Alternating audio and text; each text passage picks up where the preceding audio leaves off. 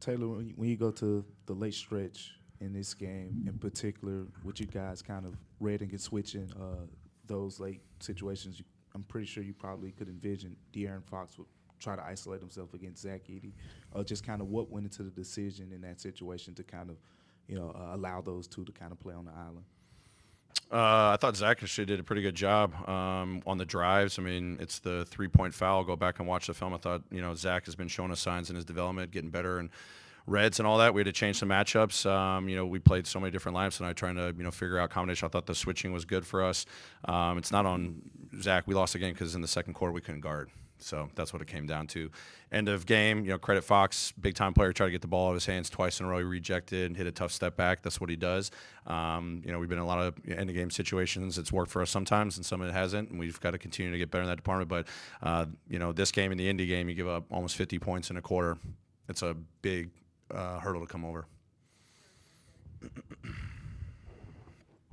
said before the All-Star break, health was going to be a priority going towards the postseason. Is it hard, or how do you balance, a situation like tonight where you had a lot of guys questionable on the fence whether or not they were going to play, their health versus looking at the standings and, deciding, I guess how competitive you could possibly be out there on a given night? Yeah, I mean, I'm trusting working with the medical team, how these guys are feeling about their bodies. And when, a guy is out, it's obviously for, they're not able to step on the floor for some limitation. So we're thinking big picture for sure. And these guys are going to be back hopefully on Monday, if everything responds well to the soreness that they're navigating. And, again, I can't be looking at the standings, pressing everything right now.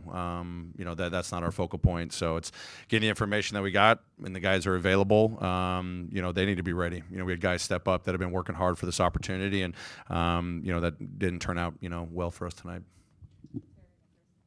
Hey, Coach, what's the reasoning going into the starting lineup adjustment with Edey going in and Edey going out and Conchar going in? Yeah, just looking at their sub patterns, we wanted to maybe exploit some things with Zach and their small ball lineup, which had been good for us in the past, and Jaren's versatility and combinations with Scotty, as a handler, what some of the pairings are good when he's on the floor. So kind of going off of previous experiences there, and then they completely altered their sub pattern based off of just keeping Sohan out there when Jaren was on the floor. So the advantages were different, and we just adjusted as the game went on, and we're kind of in search mode for a little bit there, but again, defensively in the second quarter, it was not good.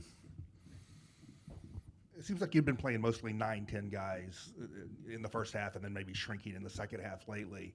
This game, 4 of your main guys out, 11, through the beginning of the second quarter. Why expand the rotation instead of contract it when you're missing guys? Yeah, I mean, it's a tough decision. I mean, second I have a back-to-back, trying to have juice, and we've been playing guys heavy minutes and wanted to see some opportunities out of guys that have been working to stay ready.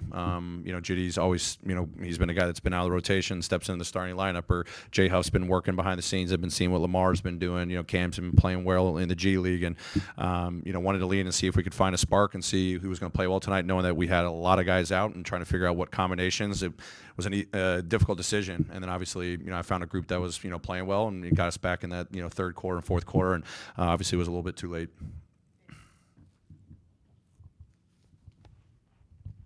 Coach, as you guys approach the end of this homestand, you guys got Atlanta coming up Monday. What do you guys need to do to lick your wounds and finish strong on this homestand? Play better defensively.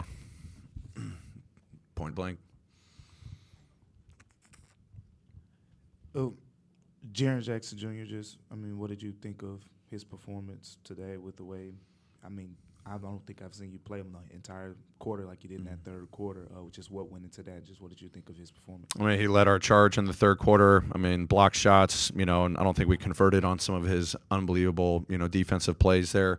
He was just in a groove. I thought all night, they were throwing physicality, shifts on him, and, he's playing in tight spaces at times, made some shots, missed some shots, but that groove that he was playing in the third quarter I thought was high level, knocking down threes, getting to the free throw line, finishing, what he was doing defensively, quarterbacking, communicating. I mean, it was great to see. So had to kind of read the room tonight and see what was working for us, and being down, I think we were like 19 at halftime, and got it to within, I think a couple possession game there in that third quarter, and he was a huge reason why. So I wanted to ride that as much as possible to keep his rhythm. You mentioned the defense. Early in the season, you spent a big chunk as a top 5 defensive team. in your opinion, where has the slippage sort of occurred over the last few weeks? A lot of things. It's urgency. It's undiscipline in our transition habits. Point of attack defense, we're retreat mode too much. We got to be more physical on the ball. We got to be trusting our shift guys. Our shift guys aren't always there. We're leaving guys on islands, and then the rebounding is, a huge weakness. So this is all things that we're fully capable of doing if we're committed to it. So I'm challenging the guys that this can't be the case. We're going to have our, off moments throughout a game.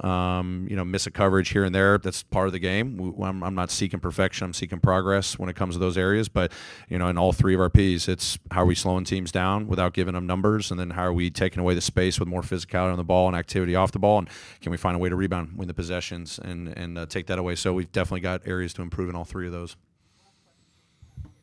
Hey, Coach, what was the explanation given to you why Kennard got the second technical? Because he seemed like he was even shocked that he got the second technical. Yeah, forceful throw to the stanchion. I have to go back and watch the film. I haven't seen it, so that was the explanation. So I was surprised myself. Thanks, everybody.